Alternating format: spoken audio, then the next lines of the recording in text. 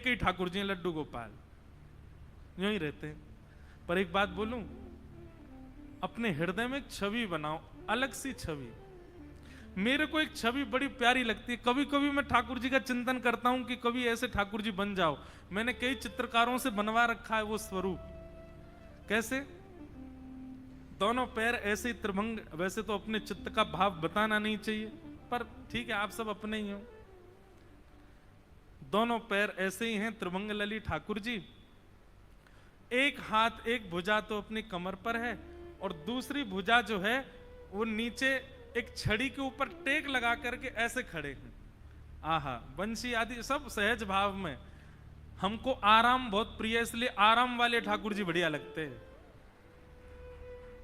ऐसे ठाकुर जी रहे। कभी कभी लगता है लाल जी, ये जीवन जब पूर्ण होना उससे पहले ऐसे से ऐसे हो जाना, बस वो छवि दिख जाए, बस अब समझेंगे बस हो गया, पूर्ण महापूर्ण। ऐसी अपने हृदय में एक छवि बनाओ ठाकुर जी की। कैसे चाहिए आपको ठाकुर जी, किस भाव में चाहिए, उनका स्वरूप कैसा हो, गाल कैसे हो, आंखें कैसी हो, हाथ कैसे हो, और फिर नित्य उस छवि को ही अपने चित्त में धारण करके अपने ठाकुर जी की सेवा करो। आपकी भक्ति का फिर एक ही उद्देश्य है, ठाकुर जी आप ऐसे स्वरूप में आ जाओ, उस दिन समझूंगा कि मेरी भक्ति स्वीकार हो गई है। हमने स्वरूप बनाए ही नहीं है, ठाकुर जी जैसे मिल गए वैसे ही हैं हमारे लिए। अरे नहीं, अपने हृदय का एक स्वरूप बनाओ, अपने हृदय का एक भाव बनाओ।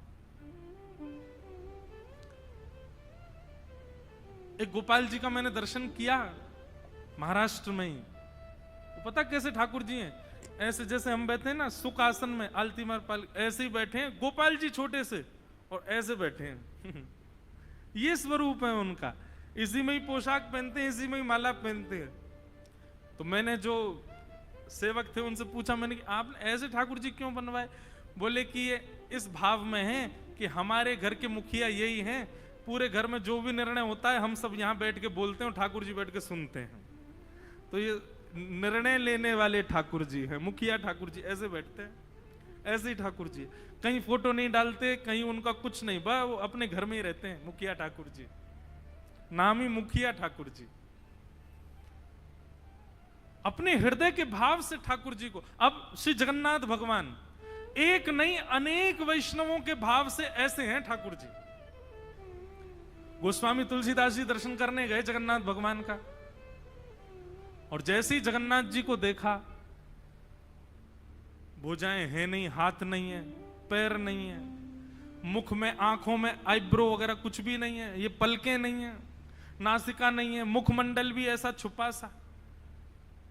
गोस्वामी तुलसीदास जी तो रोने लगे, हृदय पे हाथ धर के बोले मैं अब कभी नहीं आऊंगा, मैं ऐसे ठाकुर जी को देख ही नहीं सकता।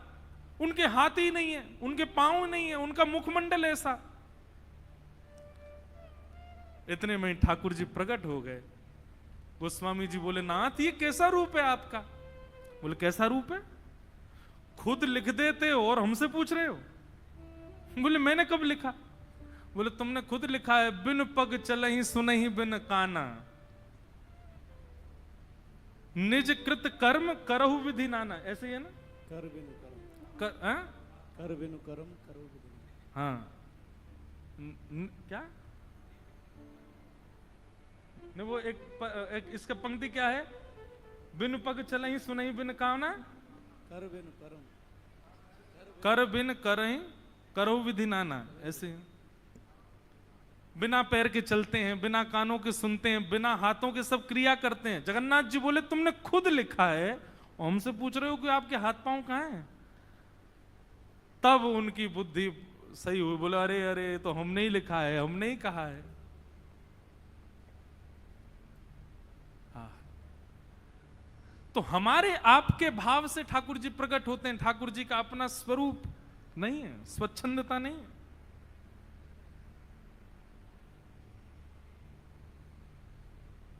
कौन से?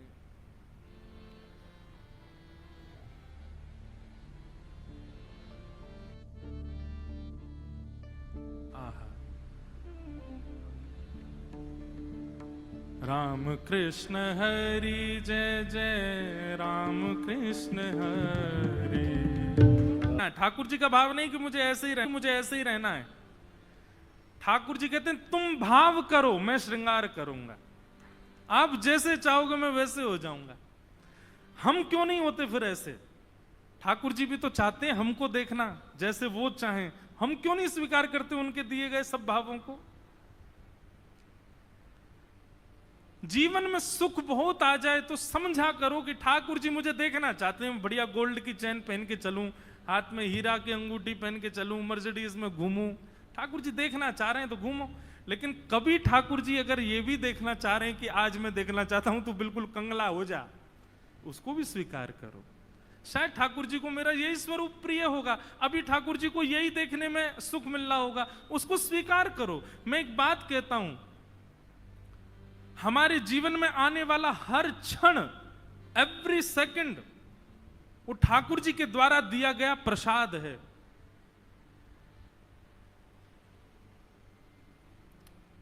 प्रसाद को जिस प्रकार मंदिर में मिलने पर आप माथे से लगाते हो, सौभाग्यशाली मानते हो, हृदय से लगाते हो और बहुत सम्मान के साथ उसको पान कर लेते हो, ये तक भी नहीं। अरे महाराज, कोई सामान्य वस्तु नीचे गिर जाए तो आप उसको स्वीकार नहीं, प्रसाद गिर जाए बीन बीन के खा जाता है आदमी, ये भी नहीं विचार करता नीचे गिर गया। क्यों? प्रसाद है। जीवन में मिलने वाला हर क्षण प्रसाद है, उसको भी उसी भांति स्वीकार करो ना, उसको भी उसी रूप में स्वीकार करो कि ठाकुर जी दे रहे हैं।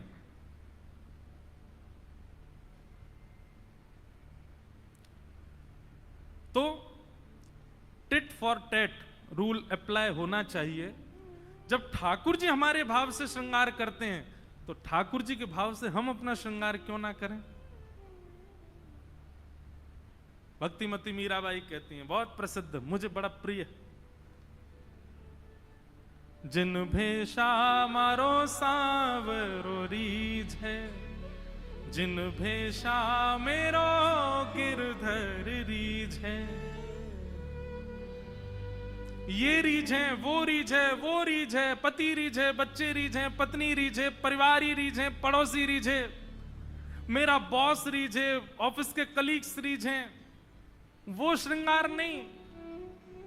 जिन भेषा मारो सांवरो रीझ है, जिन भेषा मेरो विठल रीझ है, सो ही भेष धरूंगी हो मैं तो, सो ही भेष धरूंगी, हाँ मैं तो सो ही भेष धरूंगी, हाँ मैं तो सो ही भेष धरूंगी। अरे हाँ, मैं बैरागन होंगे,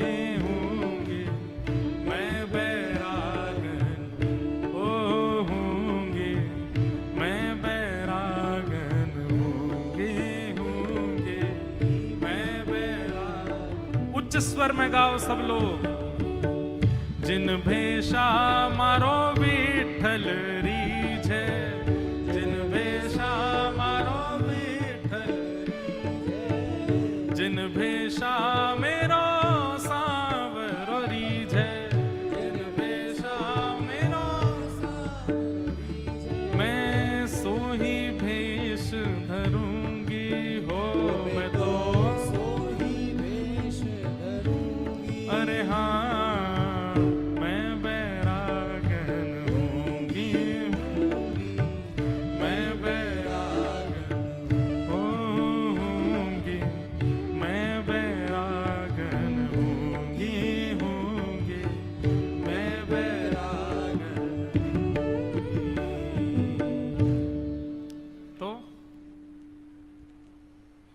आपकी लाइफ में आने वाली हर सिचुएशन ठाकुर जी की इच्छा है, उसको स्वीकार करो, चाहे वो जैसी भी हो।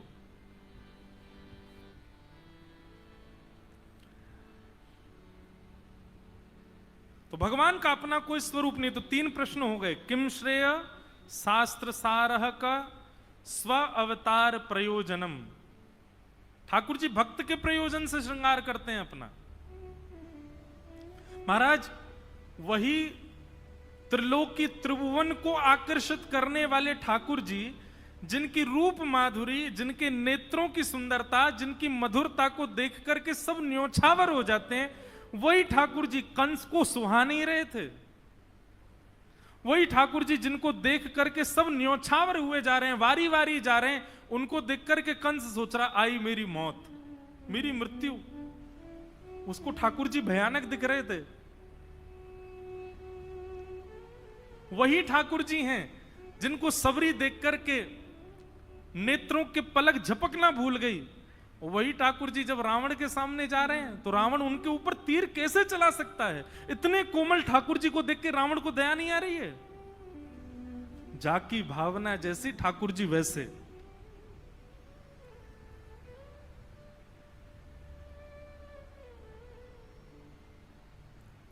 तो भावना पर ठाकुर जी निर्मित हैं, अपना स्वयं का निज कृत्य कोई ठाकुर जी का स्वरूप नहीं है।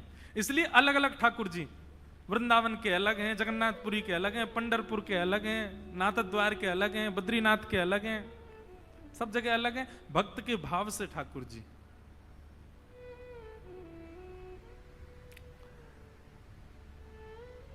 वाह।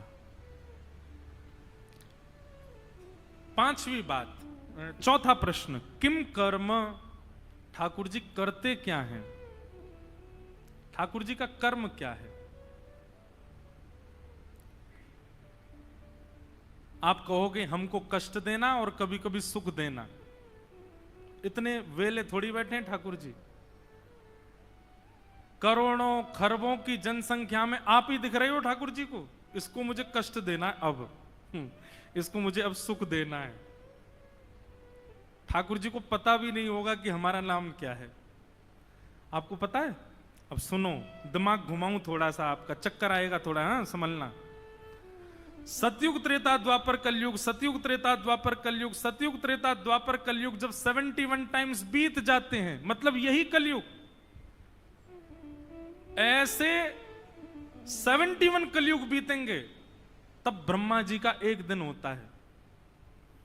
ऐसे ब्रह्मा जी की जब 100 वर्ष होते हैं तब भगवान का एक दिन होता है। बताओ, ठाकुर जी ने ऐसे किया होगा, इतने में तो मेरे 4 जन्म हो गए। उनको पता भी चला होगा मैं कौन हूं? नहीं। आप कहोगे तो फिर ये लीलाएं कैसे? इसके लिए ठाकुर जी भाव भक्ति वालों के लिए तो पूरे दिन करते क्या? ये तो करते हैं, उन्हीं के चिंतन में बैठे रहते हैं जो ठाकुर जी का चिंतन करते हैं। उनके लिए ठाकुर जी योजना बनाते हैं। बाकी संसारी लोगों के लिए ठाकुर जी को पता भी नहीं होता कि संसार में हो क्या गया होगा, कुछ नहीं पता उनको। हम अपने ही कर्म से भोगते हैं। ठाकुर जी ने बहुत अच्छी मशीन बनाई है दुनिया में। आप जैसा कर्म करोगे, सामने फल आपका इंतजार कर रहा है।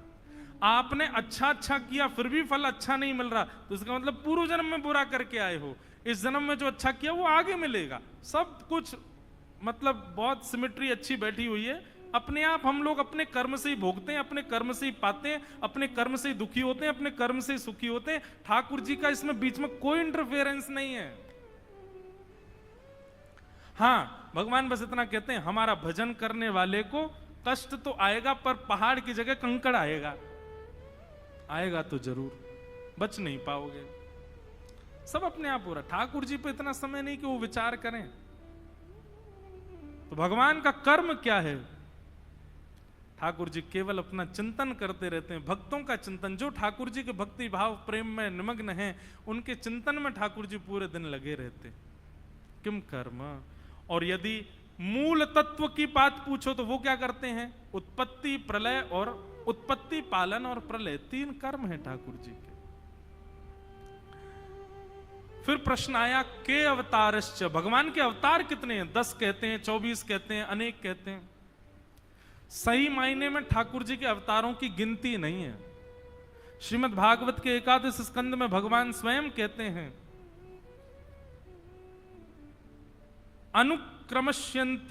अनुक्रमश्यति सतुबाल बुद्धि। मुझे स्पष्ट याद नहीं, पर वहां ठाकुर जी कह रहे हैं कि आप पूरी पृथ्वी के मिट्टी के कणों को गिन लोगे। गिन सकते हैं? बताओ। लेकिन ठाकुर जी कह रहे हैं एक दिन यह भी संभव हो जाएगा कि पृथ्वी के मिट्टी के कण गिने जाएं और गिन लिए जाएंगे। लेकिन मेरे अवतार नहीं गिन पाओगे, मेरी लीलाएं नहीं गिन पाओगे। अभी हम लोग पंढरपुर में